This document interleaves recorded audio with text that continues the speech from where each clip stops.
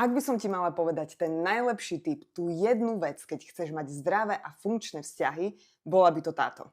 Nech sa deje čokoľvek, za každých okolností vyjadri svoju pravdu. V momente, keď ju začneš potláčať, začneš prehltať slová, ktoré tvoje srdce chce vyjadriť. Budeš robiť to, čo si ten druhý myslí, že by si mal robiť. Budeš súhlasiť, aj keď to vnútorne tak necítiš. A budeš stále udržiavať pokoj, len aby boli všetci spokojní. Len aby sa náhodou nevytvoril konflikt, aby ťa mali všetci radi a tak ďalej. Čím viac budeš robiť všetky tieto veci, tým menej dôverné budú tvoje vzťahy. A ty budeš mať pocit, že sa čím ďalej, tým viac od seba vzdialujete. Až kým jedného dňa sa to dostane do takého štádia, že bude dosť ťažké vrátiť sa naspäť. Pretože ty budeš mať v sebe toľko hnevu, toľko zlosti a odporu, že si povieš koniec, dovi, to už ďalej nedávam. A myslíme si, že je to kvôli tomu druhému.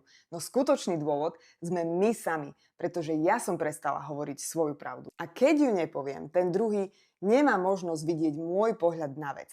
Nemá možnosť prispôsobiť sa, čeliť svojej vlastnej frustrácii a mať možnosť pozrieť sa na ten problém spoločne a prísť na to, ako ho vyriešiť. Oni nemajú možnosť rásť, ja nemám možnosť rásť a celé to jednoducho stagnuje. Ak si chceš zlepšiť svoje vzťahy a najmä vzťah k sebe, sleduj môj profil.